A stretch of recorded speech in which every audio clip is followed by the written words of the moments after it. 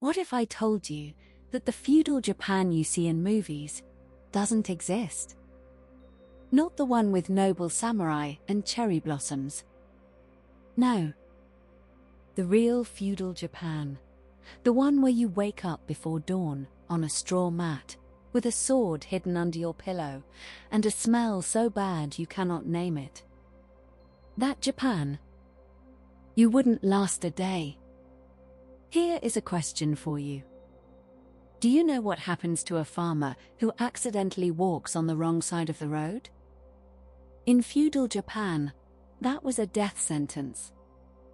Not a fine, not a warning. Death.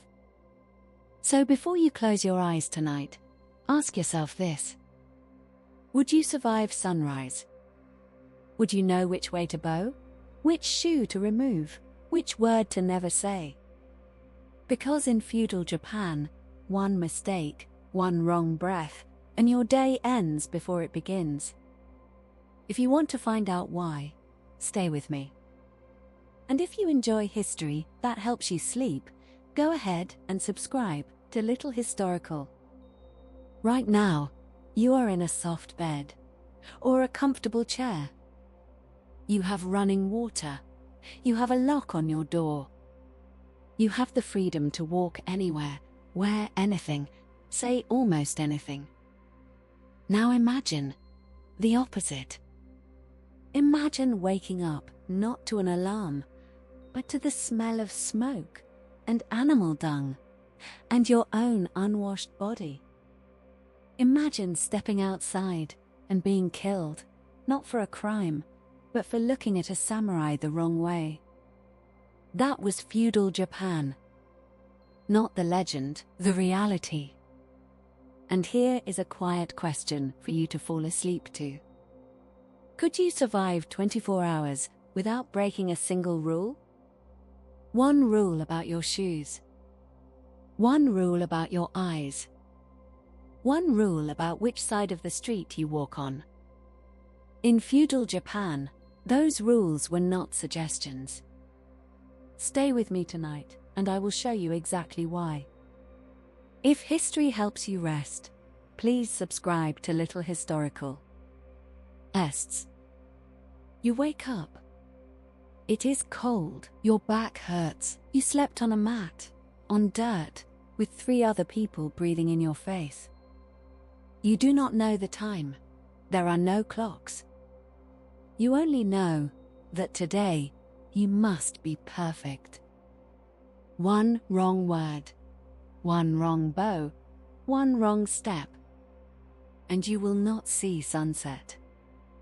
This is feudal Japan, not the storybook, the real one. And here is a question you have probably never asked yourself.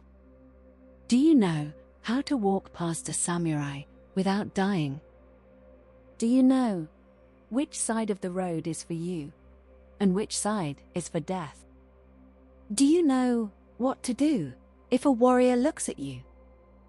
In feudal Japan, not knowing was the same as choosing to die. So I will ask you again. Would you last one day? Or would you be gone before the sun reaches its highest point? If you want the answer, stay here, listen. And if you enjoy slow, quiet history, subscribe to Little Historical. You wake up. Not with a start, not with an alarm, but slowly, painfully, as the cold seeps through the thin straw mat beneath you.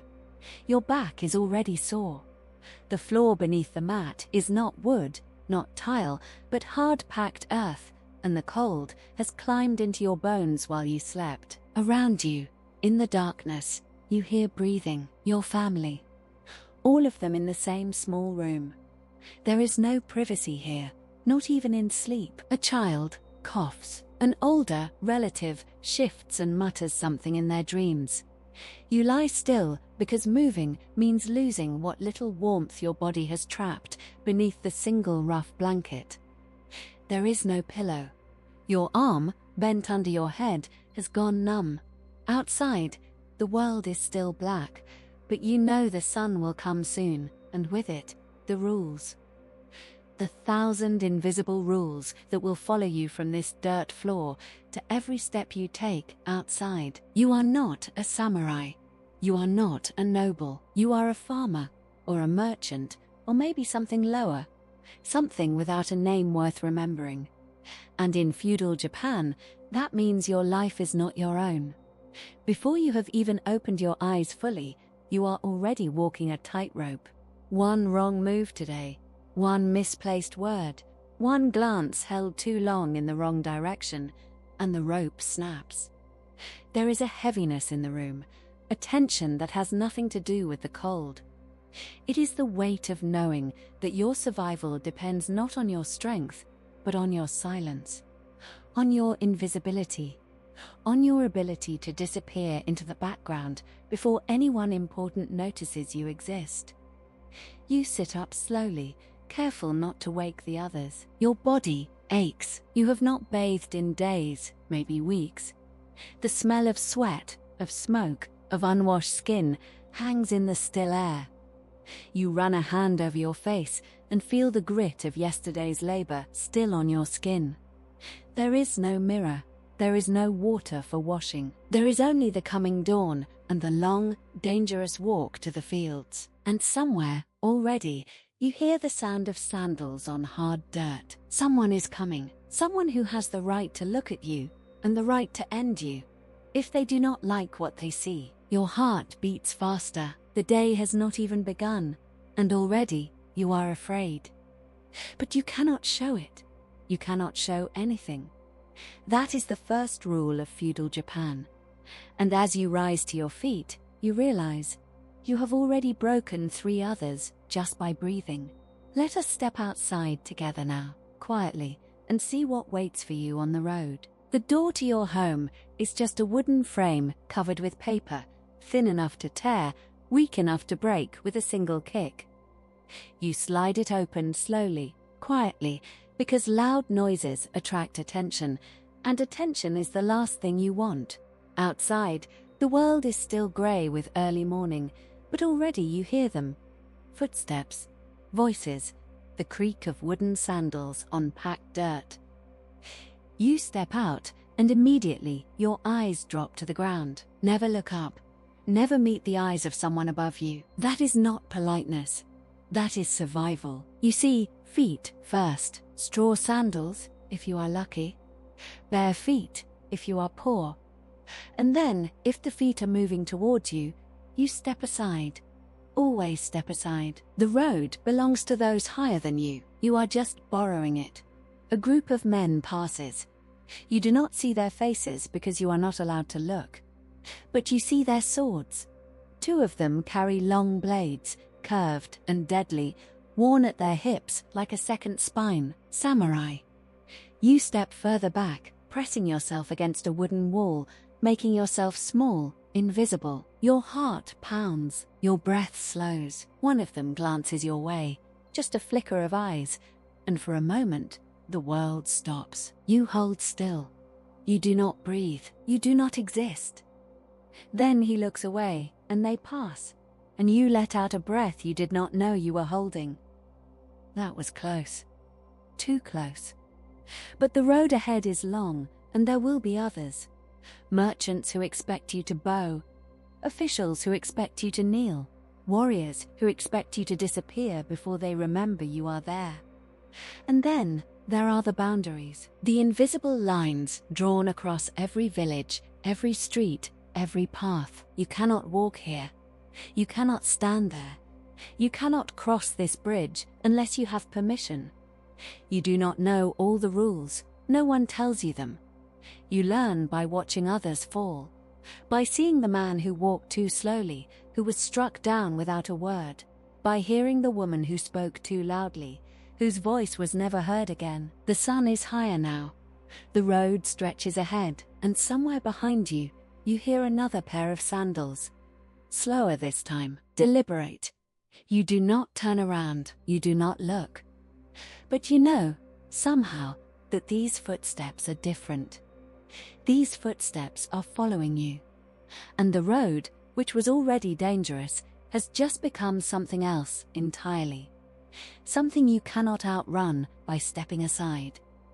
Let us keep walking now, quietly, and see who walks behind us. The footsteps behind you do not speed up, they do not slow down, they simply match your pace, step for step, close enough to feel, far enough to deny. You still do not turn around. To turn around would be to acknowledge that you have noticed someone above you, and that act alone could be seen as disrespect. So you keep walking, your eyes fixed on the dirt ahead, your sandals whispering against the ground, your heart a drum in your chest. The road curves past a small wooden building, and in the shadow of its eaves, you finally see a chance. You step aside, pressing your back against the wall, bowing your head low, your hands flat against your thighs. Let them pass. Let them forget you. But the footsteps stop. Right beside you, you can feel the presence now, a weight in the air, a stillness that makes the morning feel wrong. A voice speaks. Low, calm, not angry, but not kind either. You do not recognize the words at first because your mind has gone blank with fear. Then you hear it, a simple question, one you cannot answer without risking everything. They want to know your name. Your name. Such a small thing, and yet to give it means to be seen. To be seen means to be remembered. And to be remembered by someone with a sword is to live every day after in the shadow of that memory. You do not speak. You cannot. Your throat has closed. Your lips are dry. The silence stretches like a blade between you.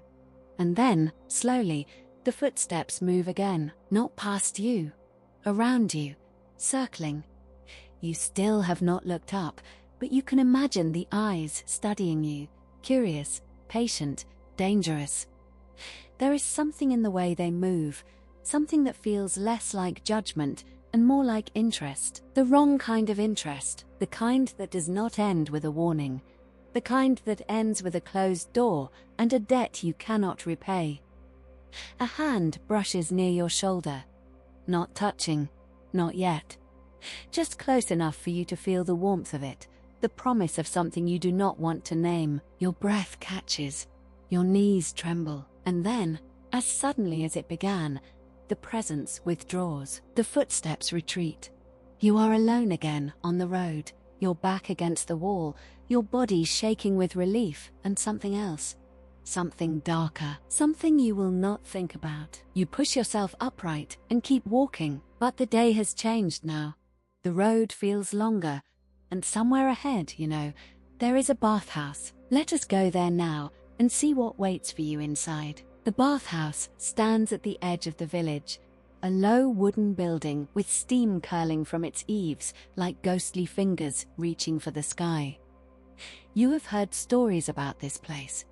Not about the water or the washing, but about what happens when the steam rises and the clothes come off and the eyes begin to wander. You push aside the cloth hanging over the doorway and step inside. The heat hits you first, thick and wet, carrying the smell of wood smoke and something else, something human and heavy that clings to the back of your throat. There are others here. You see their shapes through the fog, naked bodies half revealed, half hidden, skin glistening with moisture. No one looks at anyone directly, but everyone sees. Everyone notices the curve of a shoulder, the line of a spine, the way water trails down a back and disappears into shadows. You undress quickly, folding your stained clothes into a pile, keeping your eyes down. But you feel them watching. Not all of them, just one. A presence in the corner of the room, seated on a wooden stool, arms resting on knees, head tilted slightly, as if studying something small and interesting. You do not know if it is a man or a woman. The steam makes everything soft, blurred, uncertain. You step toward the water, your bare feet cold on the wet stone, and the presence shifts, follows. You lower yourself into the wooden tub, and the heat surrounds you, loosening muscles you did not know were tight. You close your eyes, just for a moment, just to escape. When you open them, they are there, across from you, close enough to touch. Their face is still hidden in shadow, but their body is bare, and you cannot help but see the curve of a thigh, the flat plane of a stomach, the slow rise and fall of breath. No one speaks, no one moves. The water ripples gently between you, and the steam wraps around you both like a secret. A hand reaches out, just below the surface, fingers brushing against your knee. Not grabbing, just resting, just waiting. Your breath stops. The whole world